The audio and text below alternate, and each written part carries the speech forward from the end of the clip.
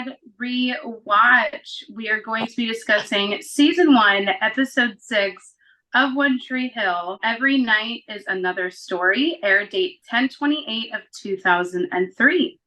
When Whitey throws Lucas and Nathan off the bus due to their conduct, the basketball court not only does it leave the two boys stranded 30 miles from home, but they encounter a carload of punks who threaten them with a gun. Injured during the game, Brooke needs Peyton to drive her home, and in an unlikely turn of events, Peyton asks Haley for help. Meanwhile, Karen and Keith attend a business function, and tempers flare when Dan and Deb are seated at their table. So this is a fun one. This is one of our favorite episodes. There's a lot that goes on. There's a lot of relationships that start and bloom and friendships, and it's a very action-filled episode. I love Deb and Karen's relationship in this episode. I love, again, we've said it before and we'll say it again, you know, with the situation that they both went through, understanding each other and coming at it from that point of view instead of being catty or anything like that is just something I really love to see. We start off with, it does like the flash forward and then it goes back and shows you the game. So you start with like Brooke waking up in the car and she's like, what's going on? And like Nathan and Lucas are like together and you're like, why are they together in the woods? Brooke is just so, like, Sophia Bush is so funny in this episode. I thought she did a really good job. She did such a good job. And with like the calling Haley Brooke and like all of that. And in this episode, we get the iconic, infamous Brooke line of, it's a love rectangle plus one, whatever that is. Like, yeah. I love that scene. Iconic, one of the best scenes ever. I just thought that was so funny. And when you rewatch it, you're like, because, you know, she's like, Luke has a crush on Tudor Girl, but Tudor Girl likes Lucas. Or no, likes Tudor Girl, but Tudor Girl likes Lucas. And I know I like Lucas. Yeah. I don't know who the hell you like anymore. And I just thought it was so funny because, like, they think because her and Lucas spent all this time together, it's just so funny that an outside person other than us, like, notices the relationship, because I feel like it's not really, like, no one perceives her and Lucas throughout the whole show, apart from Brooke being like, oh, like, they're always together, so, like, they have a thing. You know, no one ever really brings up, like, at least in the early seasons, like, how close her and Lucas were. Really? Or, like, being a high school boy-girl, like, just best friendship. But I thought that was so funny. I was like, as if, like... I know. And I think it's just cute. Like, she's like, I have a crush on Lucas, and I know you like Lucas. Yeah, right? You know? So it was just, like, really cute and really funny. And I think that was kind of the start of, like, them giving Sophia, like, all of these lines, like, giving Brooke all of these, like, bantery, cute, funny little, like, bits, and she really just takes it and runs with it and just is so funny and so cute and gives us these iconic lines. And so yeah, so then it shows, like, I don't know, it said like 4 hours like earlier or something like that, and then it goes through the game and Haley's there watching the game, and Brooke does the little love triangle plus one, whatever that is. Right.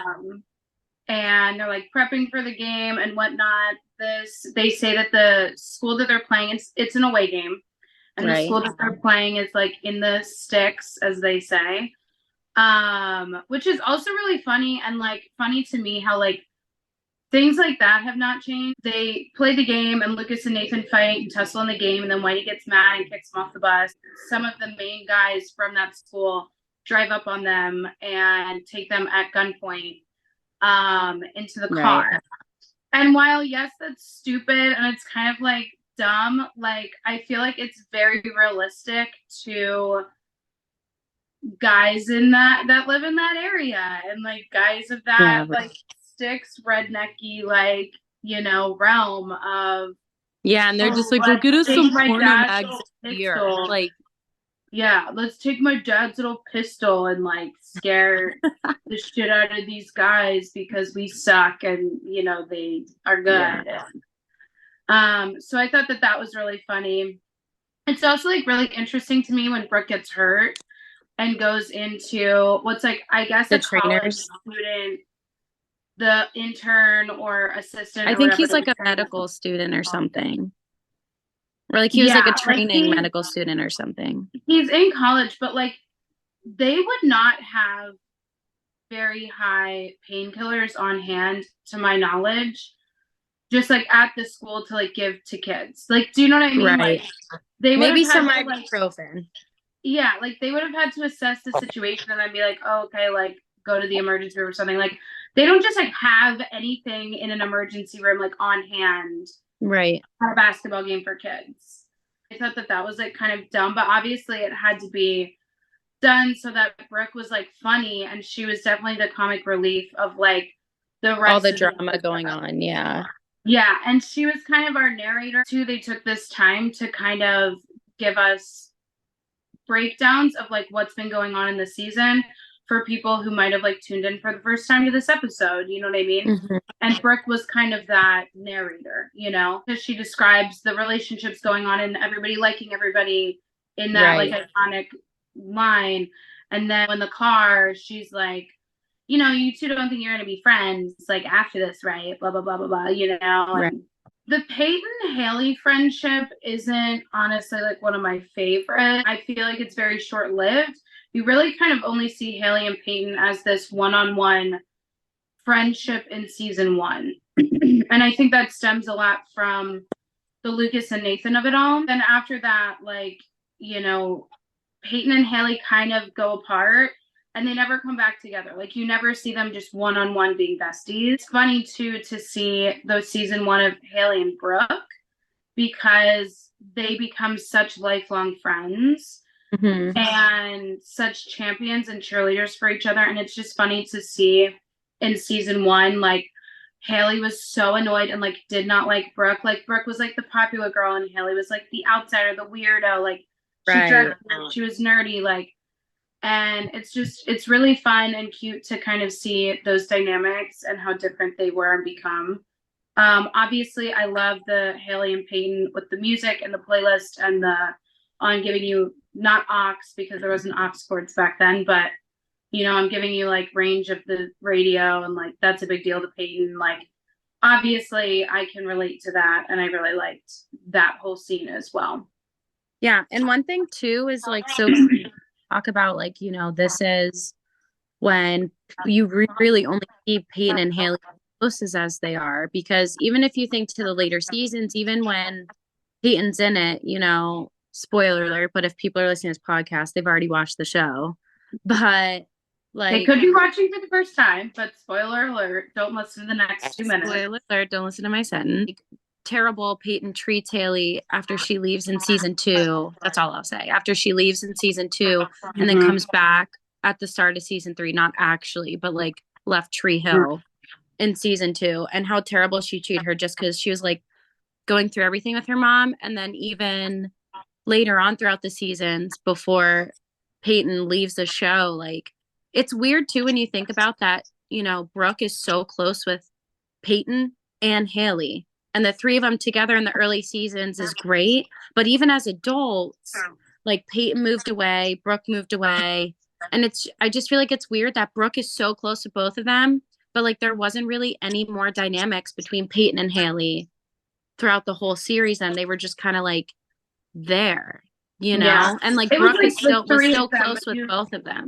yeah, it was like the three of them, but you never saw just Haley and Peyton together. Right. And then season 3, it's like a lot of like Haley and Brooke, obviously, you know, but it's just crazy to think about too that like this really is the only time you're getting really that Peyton and Haley friendship. Apart from, now granted, apart from like the whole label stuff later on in the seasons, but still, like it's just crazy that they don't really touch on it anymore into the season. You get a little bit of them later on.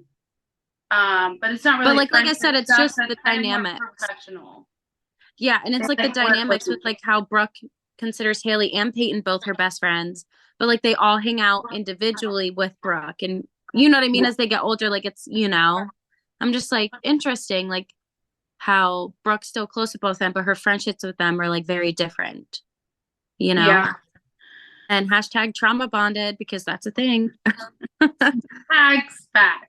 Trauma bonded. Also, like in the beginning, before they get on the bus, Payne giving Lucas the freaking mixtape. I was just like, I roll. I know, but I do love getting the girl trio introduction this episode of like how they all start to become like a girl trio, and I was like, yes, the start.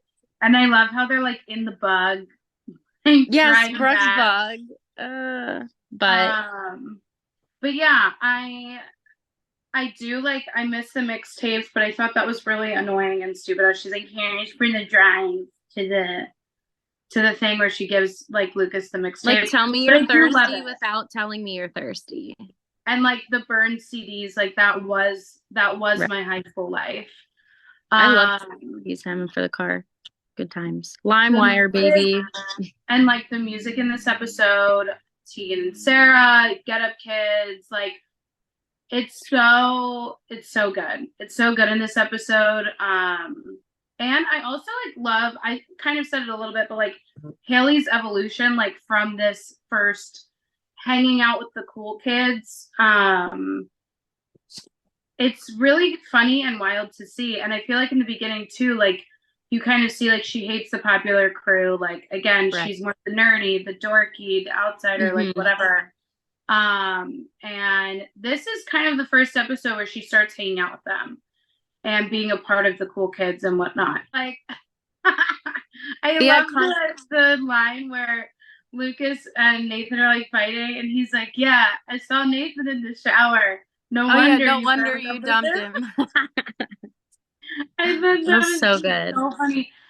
And the funniest part about it is like Brooke in the background, like, like it was so. Yeah, she was like, "Oh shit!" It was so good. And too, like, also I want to point out too, like, how, you know, Nathan was like, if I get like a B or higher, you know, like you got to come to the game, right? And that was kind of like the start of like the, you know, high key flirting, like, you know, whatever. And you could tell at this point that he does want to pursue Haley and not attempt to get back at Lucas.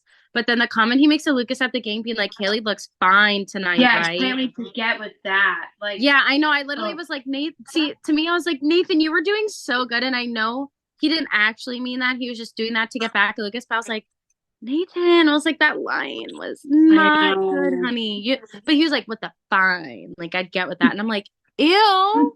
Like, earlier seasons, Nathan was a little cringe, though. Like, some of his lines, I'm like, well, it's also like, it kind of is just super comical to me because it's so weird to see James throughout those lines. Yeah, and it's so uncomfy to like hear him say things like that and like have him like try to be like me and bad boy. Like, it's just right. It's, you just cringe. It's just like all around cringe. We do like the iconic them in their boxers, you know, and like them it's in their boxers. So funny at the game when Brooke's like, what's, because it's what starts the whole like love triangle +1, because she was like, she says to Peyton, oh my god, Nathan just gave her the nod. And she's like, did you get the nod? Like, that was full on Nathan nod. Like, it's so funny and it's so high school and it's so cute, and like those aspects of it are very like realistic and like it's so high school, you know what I mean? Oh yeah, Nathan just gave her the nod. Right. I also love the Haley and Mal. Like, I remember, and like that, like, you know, later on in the show, Nathan will talk about how like that away game that Haley came to was like a huge deal, like for them and their relationship. And like she came to see him and he asked her to come to the game. And he was like, every shot was like a pickup, my own pickup line. And, but I love seeing like Haley and Mouth. Like, I love that they brought Mouth in and like the two of them were like in the stands together. Me too. The Steinbeck book, The Pony, that Lucas was reading, classic. And then I said, oh, the crop tops, the freaking crop top uniforms, like would never. Never for high school would you have like showing your midriff, like, hey, never. Like, when you're doing realistically, when you're doing stunts and stuff, like you're not going to be having your midriff showing like that. Like, it's like basically a bra. your shirts would come up so much. Like, or even, I don't know if it's I just feel like now early 2000s, I guess, was a little bit different. Like maybe some squads had the crop top uniforms, but like, but there's times where they like tuck, like Brooks almost looks like it's like tucked in under her bra to make it like cropped. Have you noticed that? yeah, Like it almost tucked it up to make it shorter. it was just truly like the weirdest. And they only have the crop top uniforms for a little bit, and then they go to like regular ones. Thank God. Right. They hopefully they got like a note from the studio where they were like, or maybe the girls, you know, were pitching fits and like really going against having the crop top. But like, because I think I do remember Hillary saying that she was really adamant about that being like, you would not have crop top uniforms. Right, because she said she was, didn't Hillary say she was a cheerleader? She was a cheerleader. She was like, you're stunting, you're tumbling, like you're doing all this stuff, but you're not going to be wearing a crop top. Right. And yeah, Nathan is so dumb. I have that written 4 times. But and I have literally written in my notes, the depiction of the stupid kids from the other school is spot on. Yeah, like, literally. Even though they had them walk into the convenience store in their boxers, like that may have been embarrassing for them, but for us watching, we're like, hi. Also, it really wasn't that embarrassing, and I truthfully don't think, I mean, maybe because they were buying beer that raised suspicion. And like porn mags. Yeah, but like, especially in a town like that, I don't think kids walking in boxer shorts would warrant a police call. But yeah, I was like, the iconic, you just like see their abs and you're like, what's up? I also do really love the major flip that Nathan and Lucas's relationship takes in the episode, because they start literally punching each other on the court and getting these jabs at each other, like, "Ooh, Peyton, I saw Nathan in the shower. Now I know why you dumped him. Oh yeah, you see Haley, she's looking so fine. Can't wait to hit that." Like, right? And then have them like, I feel like this is really the pivotal like turning point of them becoming friends, because from here on out, then you do have little scenes of the two of them like coming up and kind of like checking in on each other and being like, you know, right.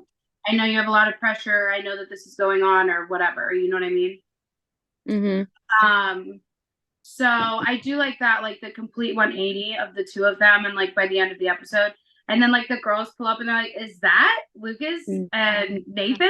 And then Nathan's like, "Is that Peyton, Brooke, and Haley?" Like, and it's so funny because this is, you know, again, the first time the dynamic starts and we're introduced to it, and then it's like, oh, they end up becoming like the clique, you know? Yeah, and exactly, and it's the start of the dynamic of the 5 of them, you know,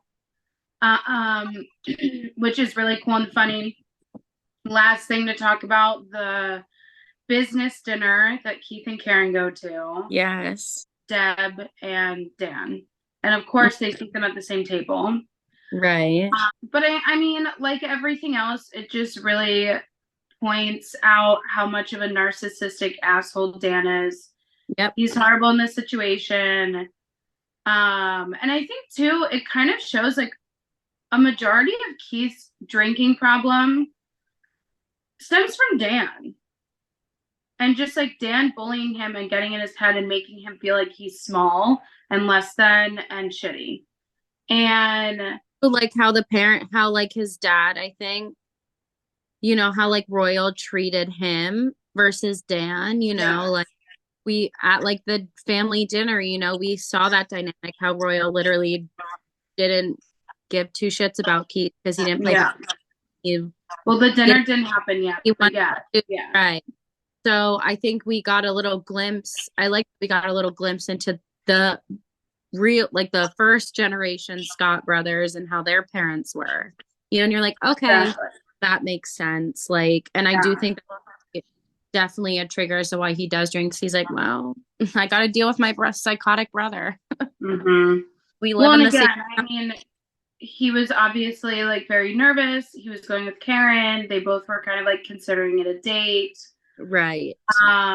And you know, of course Dan has to ruffle those feathers because God Mm-hmm. forbid anyone be happy, especially Karen, who obviously Dan has a ginormous, you know, pressure point about, and Keith, who he's extremely jealous of. And it's Yep. funny too because like Dan's the younger brother. Dan's Right. not the older brother. So it's wild that, like you said, you know, to your point, Dan treats Keith like their dad treats Dan, and Dan's the younger one. Like, you Yeah. know, it also is like as things are explained and we get more backstory into the family dynamics, into how Dan became what he did with his business, etc. Right. He uses all of those things and he'll be like, this is my house and this and that and this and that. But like Deb's actually the one who's rich, whose parents are rich and help Dan. Like he Right. didn't just like struggle and work hard and get to where he is. He used Deb's family's money. Right. He may be rich Like now, that's but he Deb's ripped off house. their money. Exactly. Like it just, and they both work. Like, yes, Deb does volunteer work because her parents are loaded and she's rich, but like, do you know what I mean? It's like Mm-hmm. the fact that Dan sees anything as control, which Karen talked about with Lucas, you know, with he would have looked at you as property. He would have looked at it as control, as things he can control, and Right. it's 100% true. Like it's Mm-hmm. disgusting, and he's disgusting, and you know, then Keith ends up, you know, getting drunk, and they end up fighting, and it's the dynamic that constantly happens between Dan and Keith that um you know, it's Dan's just gross Yep. and is the worst. And again, these are public, these are things that happen in public. These are things that Dan says and does in public. So it really blows my mind that the town still views him some sort of way of like a hero, like we love you, Dan, like because if just in this time period this is what happens in public, I can't imagine what happened in high school, what happened in, you know, Mm-hmm. um and what they did. So yeah, but I loved the little, like before Dan gets involved, I loved the Keith and Karen of it all, of them like, you know, pretending it's a date, and then obviously she takes him home drunk, and I think that's when he says I love you, or you Mm-hmm. know, um Like she and does something for him and he's like, I love you. yeah. Like something like an So impulse thing. yeah, so but yeah, so I thought overall this was a really cute episode. I really liked it a lot. Like I said, it was a huge growth episode of so many relationships, friendships, etc. We got the Mm-hmm. iconic line of love rectangle plus one, whatever that is. Right. And again, Sophia Bush just, in my opinion, taking the show and Yep. ruling the episode. Oh So yeah. let's do I do wanna and I don't wanna. All right. I do wanna be Brooke just because Brooke has the most fun in this episode Yeah. and live on peace. And I would say I don't want to be Keith because I wouldn't want to have to sit at that dinner and you know what I mean? Like, you know, sitting at that Mhm. dinner, Dan losing his cool and getting in a fight with Dan, basically proving all those accusations that Dan says. You know what I mean? Like when you're Yeah. trying to be the bigger person and he's like, you know, upset with himself because he wasn't and stuff Yeah. like that. That would really frustrate me and I'd probably do the same thing. So yeah, that's what I would say.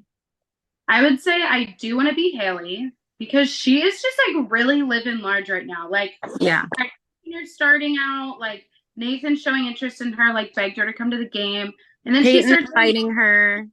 yeah, Mhm. and then she starts hanging out with all the cool people and the popular people, and she's having fun, she's laughing, she does that thing with the for to get the gas out, Yes, like. the gas thing. She's like, you're like the third Charlie's Angel.